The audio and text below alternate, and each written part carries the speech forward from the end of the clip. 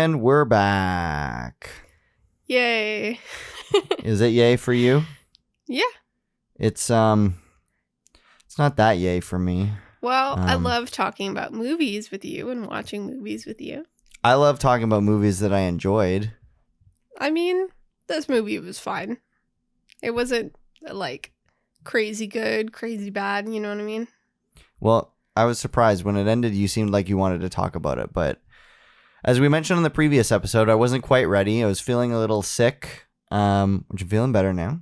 Mm-hmm. And I was reading through the trivia and saw some really interesting stuff and thought that I should do some more reading about it. And I did that reading, and it was interesting. But as far as talking about the actual film, I don't know if I'm still really, feeling it.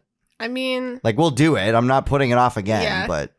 There's pluses and negatives to it for sure. I mean, I don't know if I would recommend it to people, though. Unless they're really into the play. Well, before we get started, I just want to put out a question to the audience real quick. Okay. Who is you? I want to know. If you watch on YouTube or listen on YouTube, leave a comment just saying, hey, here I am, I listen. If you listen on Spotify or Apple Podcasts or whatever other random podcast app there may be, I don't know if there's comments on it, but you can just direct message me on Instagram, on I guess. whatever, yeah. Instagram, sure, and be like, hey, I listen. Because it's recently come to my attention that the people who I thought were listening to this podcast are in fact not really listening. That happens, people are busy. But we have an audience of some small size that's fairly consistent, but it's not really the people who I thought it was. I maybe know 2 or 3 people yeah, who I know listen to it. Sure. And it's people who have messaged me directly already saying, hey, I listened to the podcast. Mm-hmm. So if you're out there and you know me or know us in real life, or if you don't know us in real life, please poke your head out and let us know that you're there. For sure. Because I'm curious, Mm-hmm. And if you have any feedback for us, we may or may not take it into account because we kind of just do what we want here. Pretty much. Vis-a-vis me just avoiding talking about Streetcar Named Desire in the previous episode, but of course. We'll think about it. There was sort of a thought in my mind That's good. Yep. Then I thought maybe we should discuss on the pod with the Barbie movie coming out, sort of a live action version of a childhood thing. What would be your version of that? If that's hasn't already been done, you know what I mean? Ninja Turtles has been done, Masters of the Universe has been done, all that kind of stuff. Is there any live action remake, or not remake, but property that you want to see on the big screen? Of a toy? Of a toy or a childhood era type thing. When are they going to make the Rubik's Cube movie? I mean, come on. I think that's coming. I mean, they didn't. Is it really? Didn't they? I swear. There's there was an Emoji movie a couple of years ago. I feel like there's room to make something classic. Take a classic toy and turn it into a movie that everybody will ultimately hate. You know what I mean? They did that. They did what? What? I didn't hate that movie. That movie was awesome. It was fun. Battleship. Oh, yeah. They turned Battleship into a movie that people didn't really like. Army Men. I feel like there's room to make an Army Men movie. That could be kind of fun. Did you have an answer prepared? Well, I was more thinking of computer games. Of course, I'm waiting on the Carmen Sandiego live action movie. Yeah. I also think Totally Spies would be cool, but that's basically Charlie's Angels. Yeah, well, I think Pajama Sam is ripe, not for a live-action movie, but for a cartoon TV show. Oh, yeah. I feel like there would be lots to work with there. For sure. And the original voice actress is still working, so why not? Yeah. But we're circling the drain on this one. Streetcar Named Desire. Sure. Let's just get it over with. So here's what it's about. It came out in 1951. it starred Marlon Brando in his first big film role after Right. transitioning from the land of theater and, in fact, playing the same Yeah. role in theater. On Broadway, yeah. Directed by Elia Kazan and co-starring Vivian Leigh as Blanche, Mhm. who was the lead in Gone with the Wind, some 10 years prior. You look confused. She played Scarlett O'Hara. That's correct. Did not recognize for a second I know. that it was the same woman. Yeah. Well, they obviously made her look older. Yeah. I mean, she was older for real, but probably not that much older. They kind of, she was supposed to be like an aging beauty that never got married. Yeah, I didn't recognize her either, but I recognized her name at least. Anyway, so this is what it's about. Disturbed Blanche Dubois moves in with her sister in New Orleans and is tormented by her brutish brother-in-law when her reality crumbles around her. Sorry, Wouldn't say while she's her disturbed. reality crumbles around here. My bad. Okay, Right. go ahead. Wouldn't say she's necessarily disturbed. She's got issues that I'm sure are enhanced by people around her not supporting her. Well, let's start with what we liked about this movie. Okay. Performances were great across the board. Pretty well. Yes. Or not, and according to Hannah. yes and no. It felt like an adaptation of a play. It You did. know? It definitely did. It definitely did. But I'm thinking of movies around that era, like Rebel Without a Cause. And like it's that kind of level of melodrama. I feel like just back then they were still playing it for the back of the audience that's non-existent in movies. They could have turned it down like a notch, I think, for realism. Well, It's sometimes. kind of like when she spilled like Coke on her dress and she's like, "Oh, I hope the stain gets out." Well, So- let's talk about that, Yeah. okay? Because I definitely had a love-hate relationship with this movie. Yeah. And when it comes to the dialogue, there were certain moments of dialogue where I was like, oh my gosh, who wrote this? This is awesome. I just love the way that the dialogue pours out here. And then there were other times where I was like, oh my gosh, who wrote this? Who talks like this? Nobody talks like this. This is stupid. Yeah, you did say that. But it's like it feels like they're doing a monologue in a play. It doesn't feel like real people. You know? But I do think when it comes to Blanche, that was purposeful. Sure. Because this was only very sort of slowly revealed over the course of the film. But one of the things that I did really like about it was the front that Blanche puts up, where her voice is higher and she's like pretending to be younger and like she has more energy. And then when Stanley kind of like pulls the curtain away, I mean literal curtain in this case, and True. reveals her true self, her voice gets deeper, she's less sing-songy, she sounds less like somebody in a play and more like somebody talking for real.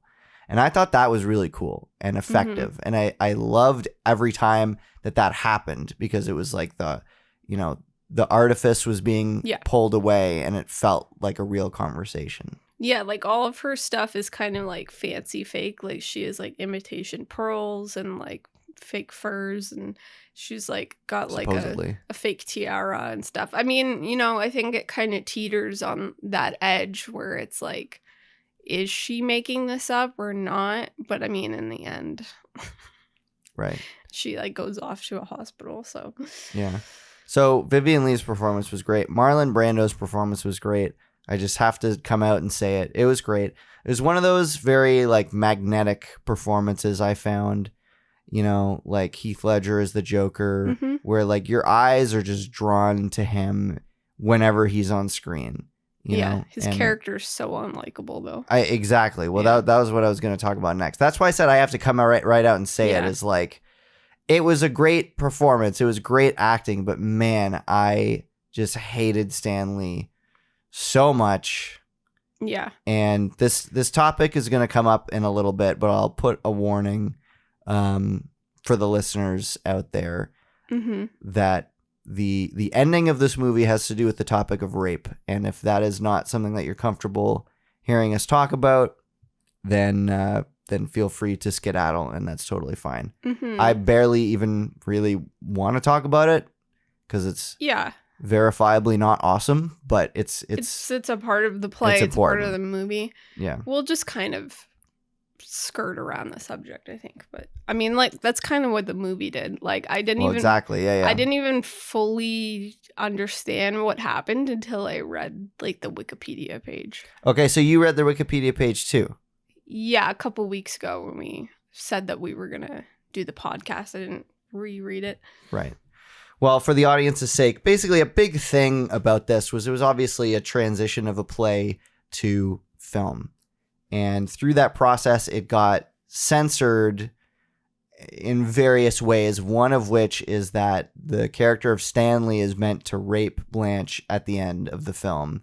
And I guess in the play, it is very obvious. And in the movie, it's not so obvious. Yeah. Like, you can make that mental leap, but they don't spell it out for you. Yeah, like, you could draw that conclusion, but you could also draw other conclusions. Yeah. Like, but they skirt around it. Like there's a part where, what's Blanche's sister's name? Stella! Oh, yeah. Hey, Stella! That's right. Stella says to the upstairs neighbor, like, I'm not sure if I can stay with Stanley after what Blanche told me. And she's like, the upstairs neighbor was basically like, you have to stay with him because you have a kid with him or something like that. Well, that was the other big thing is, well, actually, that's the main big thing. Is that at the end of the movie, she's basically like, Stanley raped my sister, I'm gonna leave him. But at the end of the play, she says nothing and does not make that claim and just stays with him. Well, you can kind of tell like she's making the wrong choice in that sense. I think it's sort of a scathing indictment. Okay. on like abusive relationships and like people like not having like good relationships. Like, this kind of a motif, like the upstairs neighbor like gets in quarrels with her husband, and like, you know, Blanche gets in quarrels with like her previous partners, and then this guy that shows up, whatever, that was gonna marry her and stuff like that. Well, basically, the reason why they censored it was or like changed the ending so that she says she's going to leave is that the studio felt that Stanley, as the rapist, deserved to be punished in some way. I agree. Which, yeah, definitely agree. But this leads me to my main point, which is that watching this movie, experiencing this story, I just kept asking myself the question, what about this story from the playwright's perspective felt like it needed to be told? What exactly was this person thinking, like, oh yeah, I'm gonna write a story about this? Well, that's what I'm saying. I just like, don't get it. I feel like it's the lens of toxic relationships. I feel like, does that make sense? Well, what's the thesis statement of this story? What you know? I don't know if there is one. You know, some of those plays is kind of like you're peering into a life. It's like a slice of life, and it's like the reason why she stays with him in the end is because usually people in abusive relationships stay in the relationship. You know what I mean?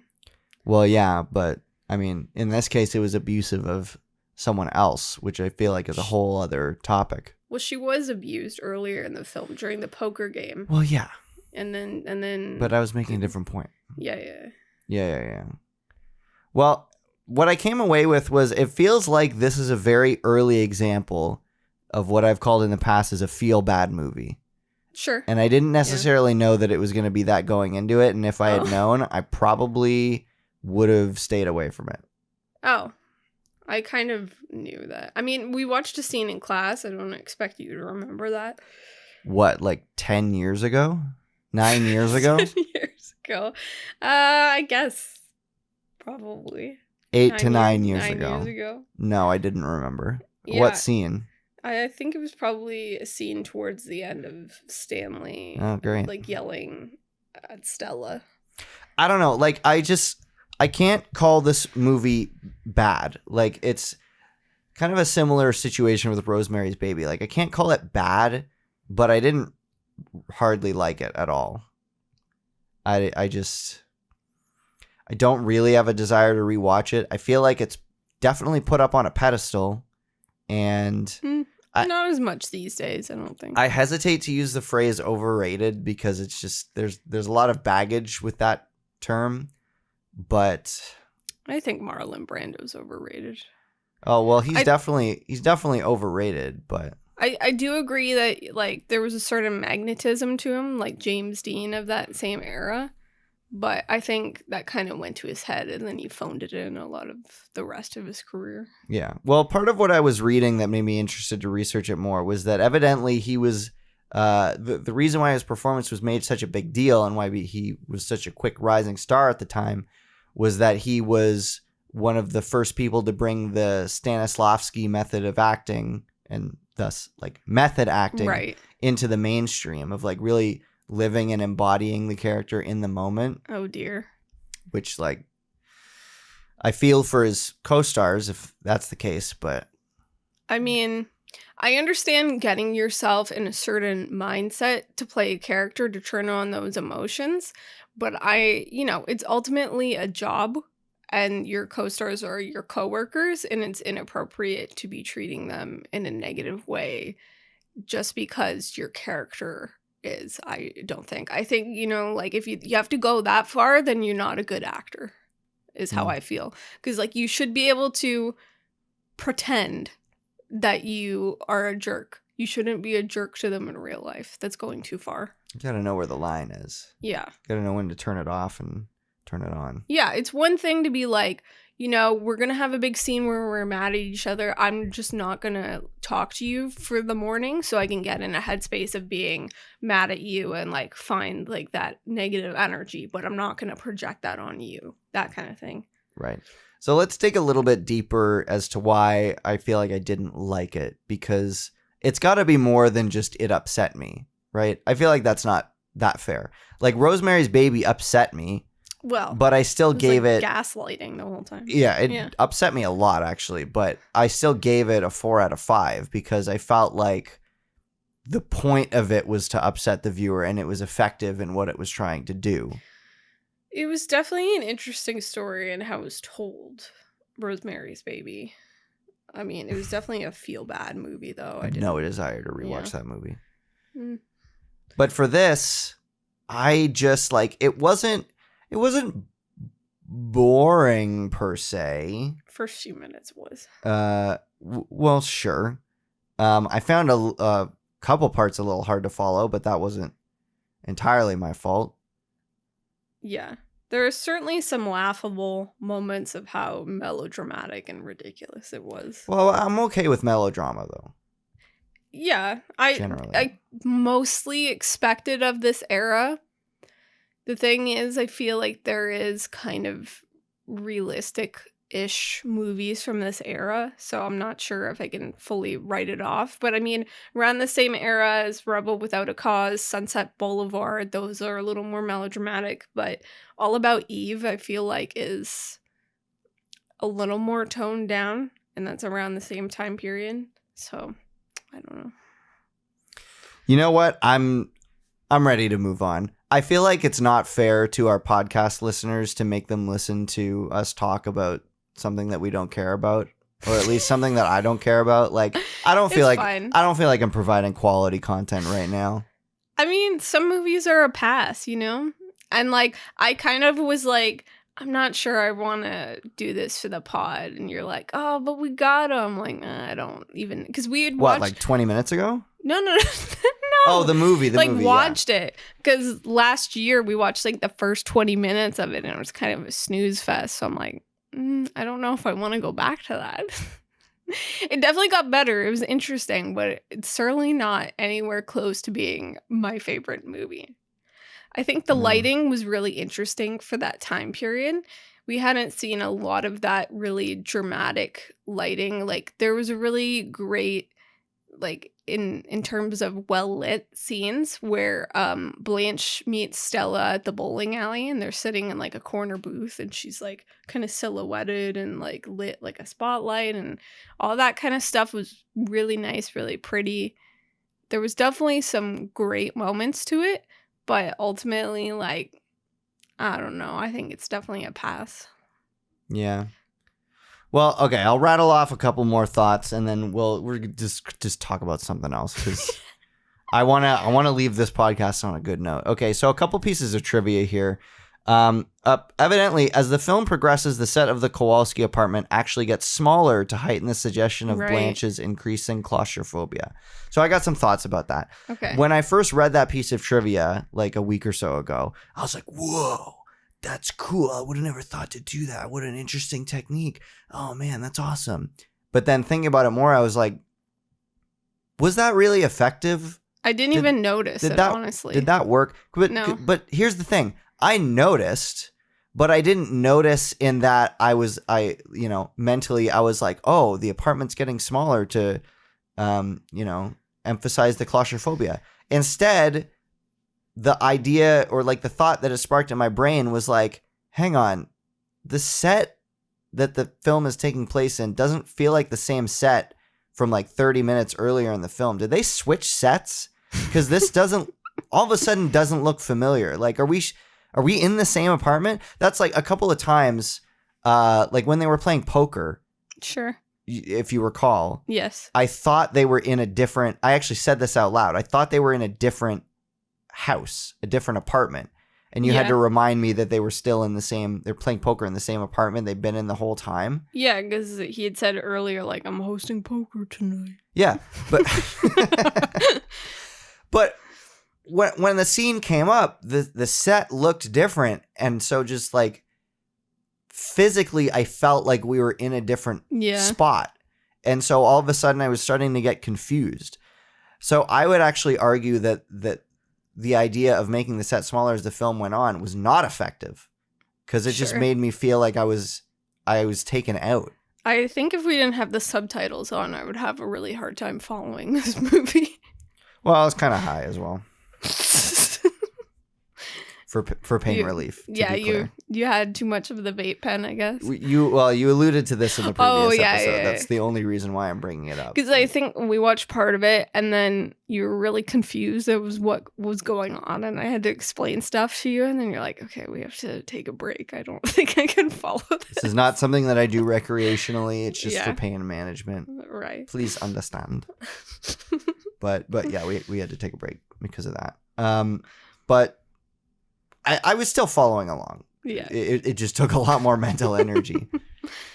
Okay, a couple more pieces of trivia. Vivian Leigh, who suffered from bipolar disorder in real life, later had difficulties in distinguishing her real life from that of Blanche Dubois. That is extremely sad. Moving on. That sounds like an urban legend. Come on. Yeah.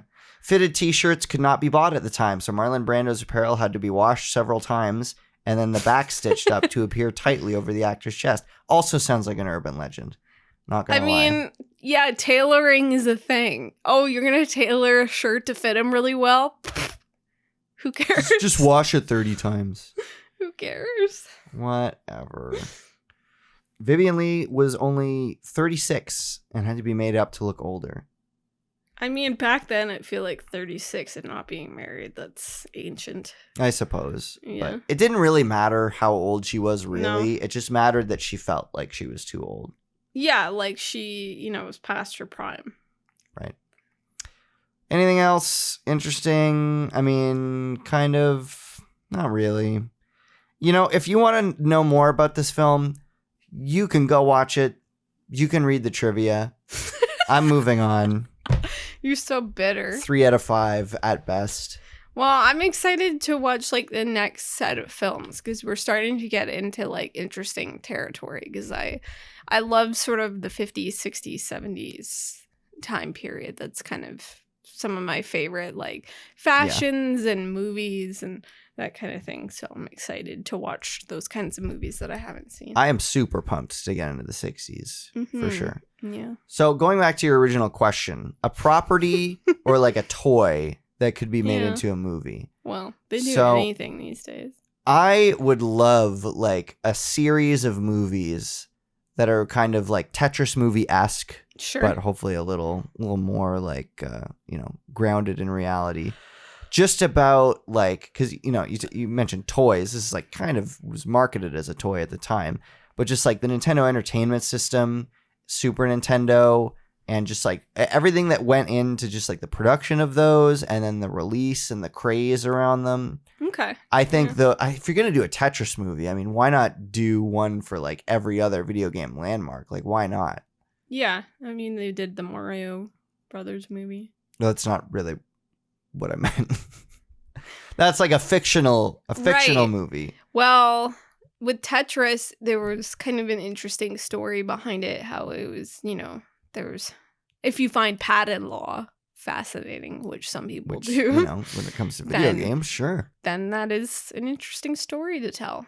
But I mean, where's our biopic of the creator of Mario? Mario's father, or however he calls himself. His name is Shigeru Miyamoto. Yeah, well, I didn't want to Thank butcher you very that. much. Yes, Miyamoto, yes. Where's his biopic? Miyamoto-san. Yeah. Well, maybe we gotta wait for him to die first. I don't know. That hasn't stopped some people from putting out biopics. Yeah, fair enough. I feel like mostly biopics are bad when the person is still alive, and they can only be good when the person is dead, with the huge exception of Rocket Man. That's what I was going to say. What about Elton John? Well, that was because I was very surprised when that came out, because I was like, oh, they're doing a biopic of Elton John before he's dead? It's probably going to suck. You have to be dead for it to be good. But, I'm sure people are going to message me about biopics of alive people that are still good. But maybe. I mean... Muhammad Ali wasn't good. Well, yeah. Or like the movie Ali wasn't good, and he was still alive. There's multiple reasons for that. But with Elton John, it was like at least he was kind of past his glory years. Not to say at that least. he's not, like, he had put out like a biography or like, autobiography book already. Like he had like his huge landmarks of his career already. And, he was kind of in his golden years in terms of retirement with his partner and, everything. So it wasn't like there was a ton going on now that needs to be spoken about. It was more like, okay, here is how he started his career, and like here are the huge moments of his career. And yeah. Well, did you have an answer to your question about like a property? I mean, I know you mentioned Carmen Sandiego. Was there other stuff? Well, I thought of like Polly Pocket, but like, how would you do that? I don't know. It'd be like Barbie but miniature. Well, I mean, there was that movie Life Size with Tyra Banks. Oh man, I love that. You could do like a spin from that. That's like they did Life Size too. Have like a woman in your pocket, kind of dealy. That's interesting. I don't know, like a best friend in your pocket, because Polly Pocket's kind of like a teenager, preteen, right? Whereas Barbie's like an adult. Yeah, that was kind of a nice appeal to Barbie, where you could kind of like cosplay or whatever, like pretend to be like an adult. Yeah. Well, going off of this line of thinking, I can't believe it's been so long since we've had a new season of The Toys That Made Us. I know. And I'm waiting for that. I need a new season. Well, what? Otherwise, I'll die. What would you hope to be on there? Well, that was what I was going to ask you. Oh. I thought of it first. You go first. Mr. Potato Head. Well, that's pretty good. Okay. Easy Bake Oven. I would be psyched to see that. Because they did like a boy version that was like gross stuff. And it was like, why can't boys bake brownies? No. Stick to the stuff you know. Yeah. If you want to be cool, follow one simple rule. Don't mess with the flow. No. Stick to the status quo. Is that it? Did I get it right? Yeah. Okay, basically. Musical. Yeah. Yeah, and like in that movie, I think one of the jocks becomes like really good at baking. Creme brulee. Yeah, there you go. Well, I would love to see justice for Bionicle.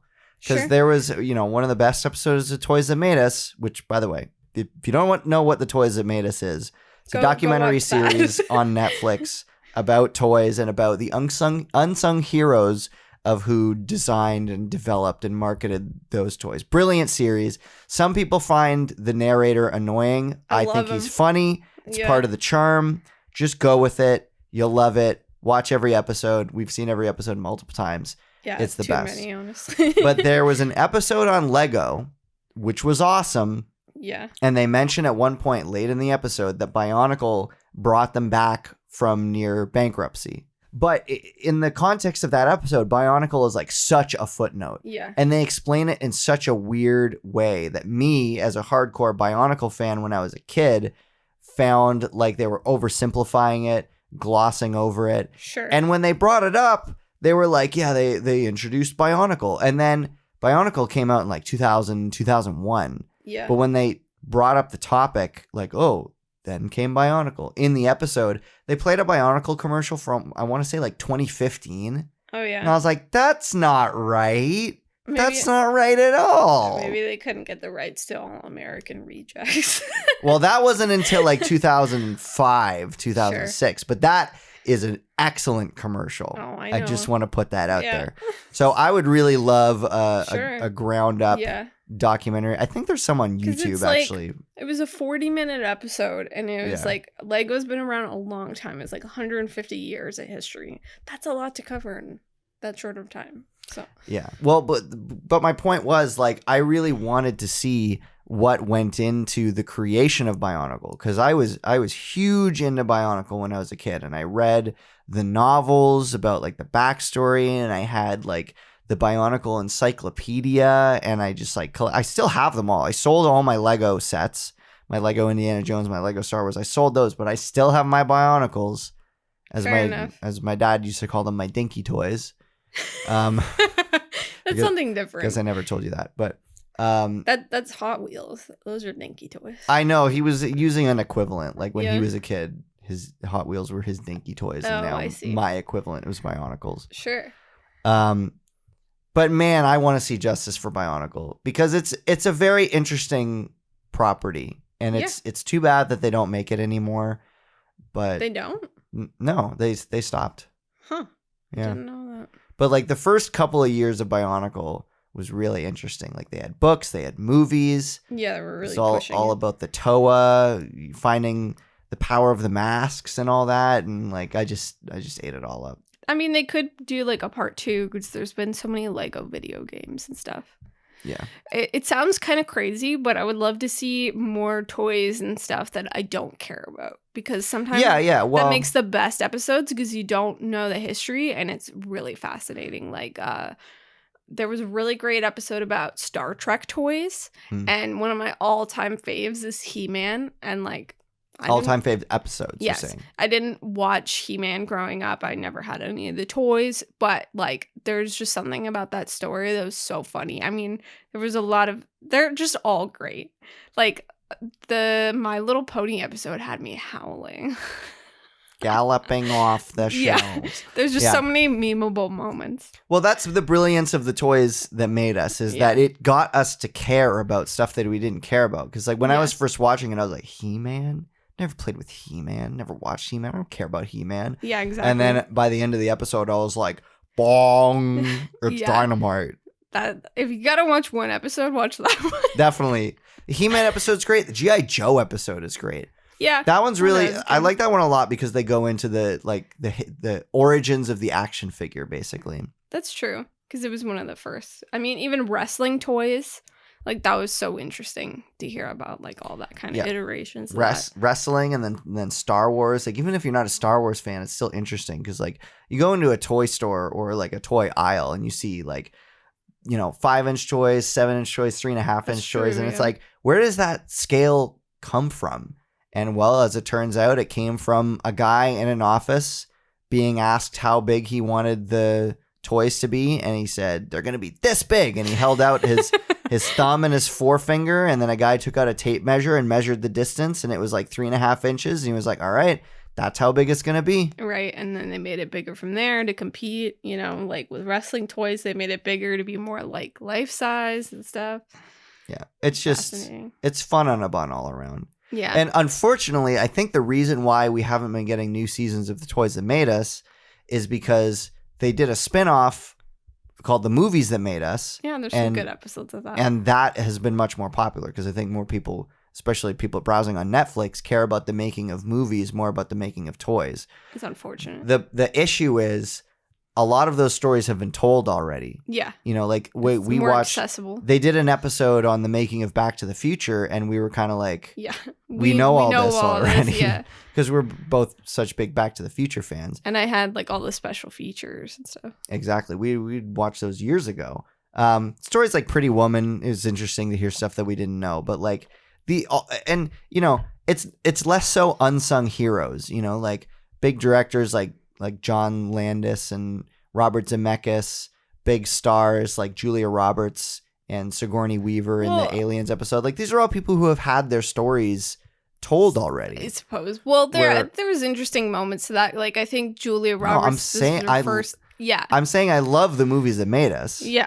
Go on with what you're saying. Like there was moments of like unsung heroes in that though. Like Julia Roberts, this was her first like lead movie role. People didn't necessarily want to take a chance on her, and you know the script went through a lot of different iterations. But you know, for very big movies like Back to the Future, it was kind of like, yeah, right. But my point was, with the toys that made us, you would take properties like He-Man that were super popular in the 80s and sold millions and millions of dollars worth of toys and had live action big budget movie versions starring Dolph Lundgren and, you know, have continuing fandoms to this day. Mm-hmm. And then you narrow down on the guy who came up with the name He-Man, Roger Sweet, and it's like, no one has ever heard of this guy. Nobody knows what he looks like. Nobody knows his funny such a voice. Wild character. This guy just like worked in an office designing toys, and no one's ever heard of him, but his ideas made millions of dollars. Yeah. That's kind of the cool thing about the toys inception, is it's just a lot of people in an office being like, I don't know what to call it. I'll call it Megatron. Yeah. Like, well, and it's also it's interesting seeing the different design philosophies. Like you have the Star Wars episode where they were basically given the designs, and then they were like, wow, these are cool designs. I can't believe I get to make toys out of this. Then there's other episodes like the My Little Pony episode where it's like, I have an idea that I believe in, and I think other people will like this idea, and it's driving me to want to make this toy. Then you have episodes like the Masters of the Universe He-Man episode where it's like, they're specifically designing and calculating the design of toys to make the most amount of money possible, to be like, to use the words that are most appealing to kids and use concepts that kids are going to want to buy, and all just like so calculated. And it worked. Yeah, it worked. Yeah, I mean, why don't they ask kids more like what they actually want, you know? Well, like, who's to say what they are and aren't doing? Well, I suppose. But in that, like, when kids said, like, I have the power, or, like, I want the power. Yeah, they talk about that episode, like, all kids want to have power over their homework, power over their chores, power over their parents, whatever. Yeah, it makes sense. So they have, were, like, autonomy. Yeah, so then He-Man, I have the power! Yeah. It's dynamite. Yeah. I mean, we could gush about toys that made us. Well, that's what I want to do. So if the audience members are cool with it, listening to this podcast, then that's what they're gonna get. I mean, it would be great. Like, if there's another season, I feel like we would watch it so fast. I feel like the last season that came out, we like watched it in a couple days. And we watched it in like one day. No, I think we tried to like savor it though, because we were like, I don't think it we worked. know. I don't know. Yeah, it's just like, it's like adult candy. As an adult, I can't eat candy, but I can binge an entire season of Toys That Made Us in one day. It's only 4 episodes each season. Is it only 4 episodes? Each season is only 4 episodes, yeah. We watch it like 4 times, though. Constantly. It's just so good. Yeah. Such quality entertainment. What's funny? Just, we're supposed to talk about Streetcar Named Desire, and we're just talking about toys. Who cares about Streetcar Named Desire? You know what? Seriously, though, because I went to Letterboxd because I was thinking about doing a Gabe's Grades segment on Streetcar Named Desire. Sure. No one that we know on Letterboxd has watched and rated or reviewed this movie. Yeah, I told you we shouldn't have done it. Whatever. That's exactly my point. Who cares? Like, yeah. like, hopefully, if you've made it this far into the episode, you weren't like turned off by just seeing that this episode was about Streetcar Named Desire and just like, I'll listen to the next one. But well, it's kind of like the Maltese Falcon one where we're just like, we don't like it. well, if we don't like it, Yeah. why force ourselves to talk about Sure. it for 45 minutes? Yeah, I don't think that's fair, and I don't think that's going to produce our best content. fair enough. You know, like I could just talking about it. Like near 20 minutes ago, I was just like feeling. I was like, this is going to be my least favorite episode of this podcast. This is, but now it's fun. I feel like King Kong was our worst episode. Well, yeah, because Didn't like it that much. we didn't have that much to say. Yeah. But we tried to keep talking about it. I don't know if I would say we forced ourselves to talk about it, but like I tried not to pivot away. I feel like, Sure. or maybe I did. I can't remember. But Yeah. I feel like our best episodes is when like we kind of know that we're going to love it already.